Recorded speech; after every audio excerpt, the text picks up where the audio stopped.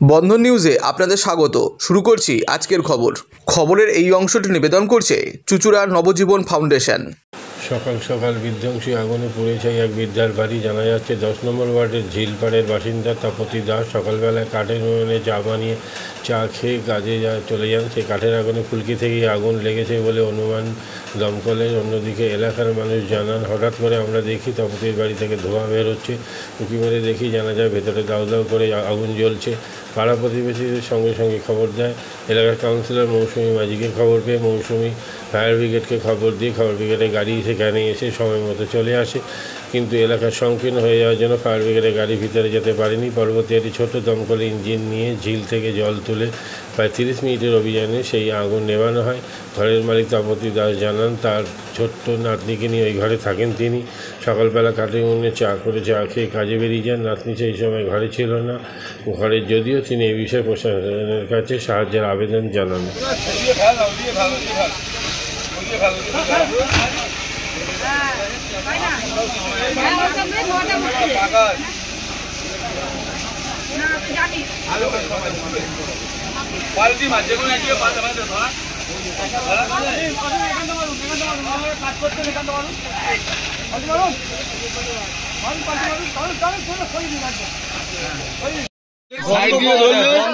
Side দিয়ে ধরলে তাহলে বুঝে তো ঘরের ভিতরে যদি আগুন ধরে রাখো তুমি ঠিক করে নেবাই না। এই হচ্ছে ওই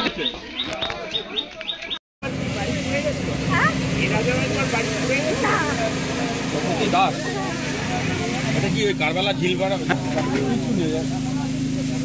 অ্যালুমিনিয়াম পর্যন্ত বলে দেন। আপনি আর কে থাকেন বাড়িতে? আমি থাকি, আমার নাতনি থাকে। আধা ঘন্টা হবে, আধা থেকে 1 ঘন্টা হবে।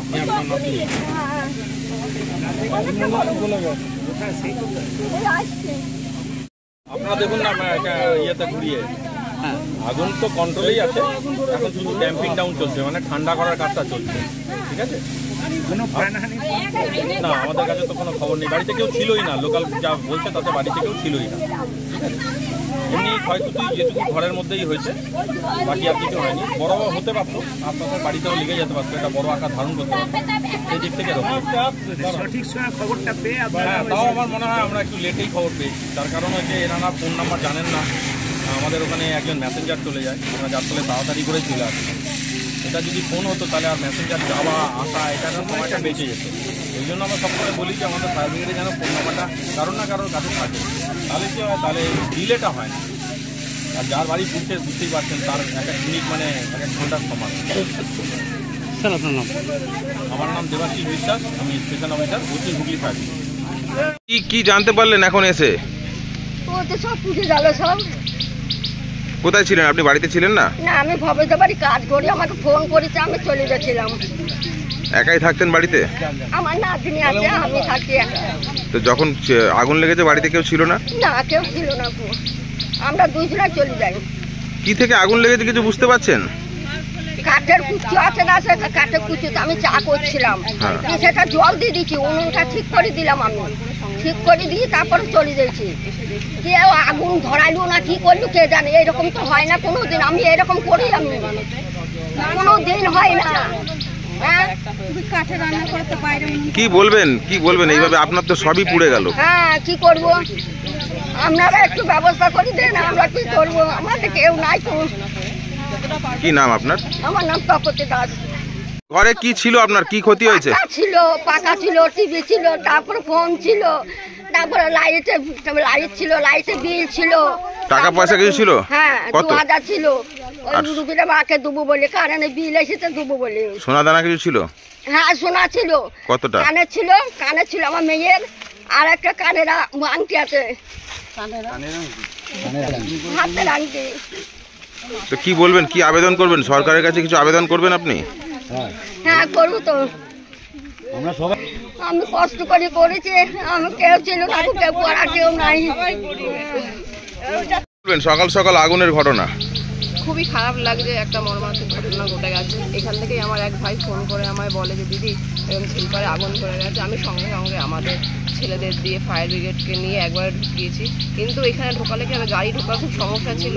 তো থেকে আমরা পাইপ লাগিয়ে আগুন নেভানোর চেষ্টা করা হয়েছে এবং নিভেও গেছে। দুঃখজনক ব্যাপার যে একজন বয়স্ক ঠাকুমা থাকতো আর তার নাতনি থাকতো। কিভাবে আগুন লেগেছিল কিছু জানা যাচ্ছে? বলছে যতদূর সম্ভব ওরা চা করে খেয়েছিল কাঠের জালে, ওটাই নেভাতে ভুলে গেছে, সেই থেকেই আগুনটা লেগেছে। কার বাড়ি এটা কিছু নাম জানা যাচ্ছে? ওই ভদ্রমহিলার নামটা কি তো জানো? তাপসী। তাপসী কাকে মহিলার নাম হচ্ছে তাপসী, বয়স্ক মহিলা। হ্যাঁ, ক্ষয়ক্ষতি কিছু জানা গেছে কিছু? মোটামুটি ঘরে যা ছিল কাপড় জামা কাপড়, ধর ওই আলমারি শোকেস টোকেস এই সমস্ত কাগজপত্র যা ছিল সবই মোটামুটি পুড়ে গেছে, কিছুই নেই। কখন জানতে পেরেছেন আপনারা বিষয়টা? আমরা মোটামুটি জানতে পেরেছি এই 1 ঘন্টা। 1 ঘন্টা আগে। যতক্ষণ তো বাড়ি পুরো ভস্মীভূত হয়ে গেছে। হ্যাঁ, আশেপাশে কেউই বলতে পারিনি। আমরা খবর পেয়ে সঙ্গে সঙ্গে ফায়ার ব্রিগেড নিয়ে একবারে ঢুকেছে, এখানে আসা হয়েছে আমাদের।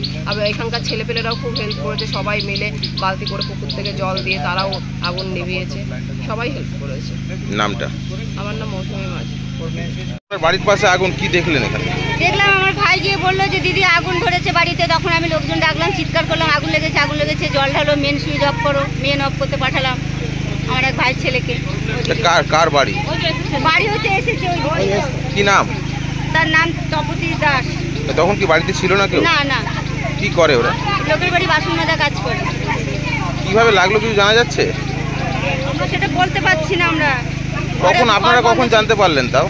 আমরা যখন জানতে পেরেছি তখন জ্বলে গেছে, যখন আগুন উঠেছে তখন সবাই করছে। ফায়ার ব্রিগেড এসছে? হ্যাঁ, ফায়ার ব্রিগেড এসছে, খবর পেয়েছে তবে এসছে, তখন জ্বলে গেছে। কি নাম আপনার? আমার নাম কল্যাণী। সকালবেলা 1/2 ঘন্টা আগে আগুনটা ধরেছিল। আমরা সাইড থেকে দেখছি আগুন বেরোনোর পরে আমরা সব দৌড়ে এসে বালতিতে নিয়ে চেষ্টা করা হয়েছে। আমার কিছু বক্তব্য নেই, বক্তব্য একটাই, যাতে উনি একা থাকে, উনি সরকারের দ্বারা যদি কিছু সাহায্য করতে পারে আমাদের খুবই ভালো লাগবে। ওনার যা জিনিসপত্র ছিল, টাকা পয়সাও ছিল, কাগজপত্র সব নষ্ট হয়ে গেছে। আমি চাই সরকার আর কাউন্সিলর সবাই মিলে, বিধায়ক মিলে যদি ওনাকে সাহায্য করতে পারে, ঘরটা যেন ঠিকঠাক আবার করে দিতে পারে, আর আর্থিক একটু সাহায্য করলে ভালো হয়। ওনাকে কি করতো? উনি কি করতেন? উনি লোকের বাড়ি বাসন মেজে খায়। ওনার একটা নাতনি আছে, উনিও সেই একই পেশায়, আর কোনো এমনি কোনো কাজই ওনারা। কখন আগুন লেগেছে কিছু জানা যাচ্ছে? 1/2 ঘন্টা আগে। 1/2 ঘন্টা লেগেছে। তারপর দিয়ে আমরা যতটা পেরেছি রেস্কিউ করার চেষ্টা করেছি, আরও এখনও চলছে। আশা করি যে যা পাওয়ার গেছে আর তো কিছু নেই। উনি এই সবে এসে পৌঁছেছে, যার ঘর এই তাপসী কাকিমা, ওনাকে আমি ডেকে দিচ্ছি, আপনারা কথা বলে নিন। কি নাম আপনার? শম্ভু সিং। মাদকাসক্ত যুবকদের জীবনের মূল স্রোতে ফিরিয়ে আনছে চুঁচুড়া নবজীবন ফাউন্ডেশন। আজ থেকে 7 বছর আগে পথ চলা শুরু হয়েছিল এই সংস্থার। হুগলি জেলা থেকে শুরু হয়েছিল নবজীবন ফাউন্ডেশনের কাজ। আজ গোটা উত্তর পূর্ব ভারতে ছড়িয়ে পড়েছে তার ব্যাপ্তি। জেলা ও রাজ্যের হাজার হাজার মাদকাসক্ত যুবকদের মানসিক ও শারীরিক চিকিৎসার মধ্যে দিয়ে সুস্থ জীবনের পথে ফিরিয়ে আনছে নবজীবন ফাউন্ডেশন। কী করে এই সংস্থাকে তিল তিল করে গড়ে তুলছেন বন্ধন নিউজ এর ক্যামেরার সামনে, সে কথা বললেন সংস্থার কর্ণধার চন্দন দাস। দেখি ওটার মধ্যে কি আছে, বা পাড়ার বড় দাদারা করছে, আমিও একটুখানি করি, ফিলিংসটা কি সেটা দেখতে যাই।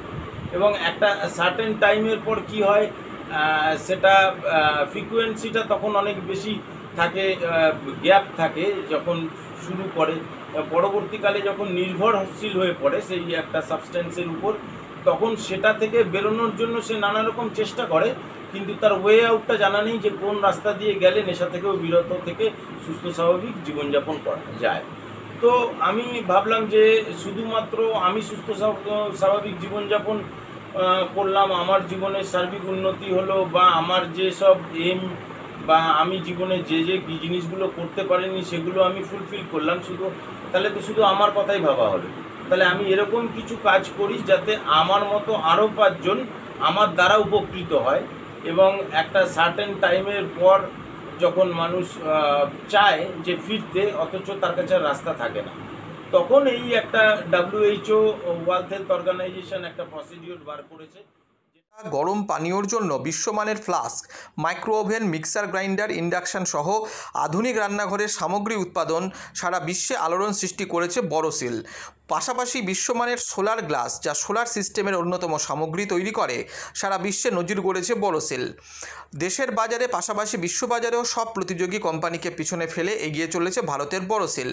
রাজস্থানের বোরোসিল কারখানায় 1200 মহিলার কর্মসংস্থান হয়েছে। প্রতিদিন রাজস্থানের প্রত্যন্ত গ্রাম থেকে ওই মহিলাদের গাড়ি করে কারখানায় নিয়ে আসে কারখানা কর্তৃপক্ষ। তারা বোরোসিলের বিশ্বমানের প্লেটের ডিজাইনে কাজ করে। দিনের শেষে তাদের গাড়ি করে বাড়ি ফিরিয়ে দেয় কারখানা কর্তৃপক্ষ।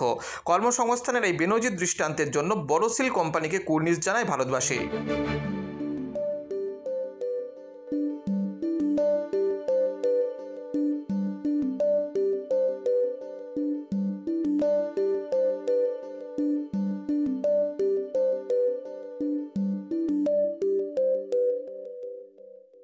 At Borosil, our products touch our customers' lives in many ways.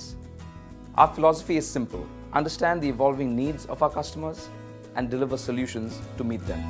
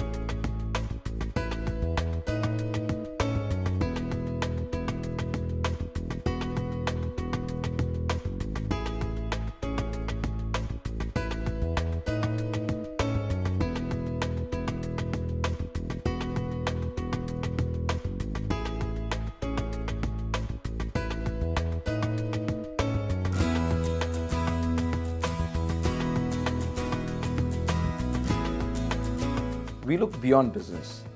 We promote green energy as well as provide healthcare and education for the underprivileged. In fact, this has been our heritage at Borosil.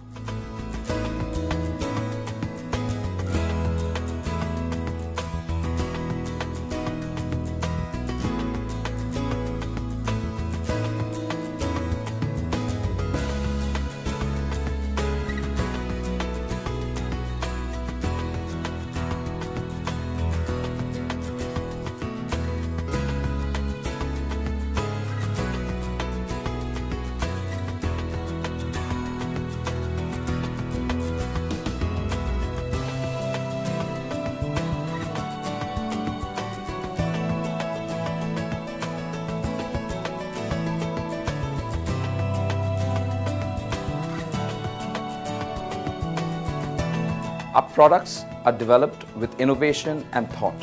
It is technology emboldened by the human spirit.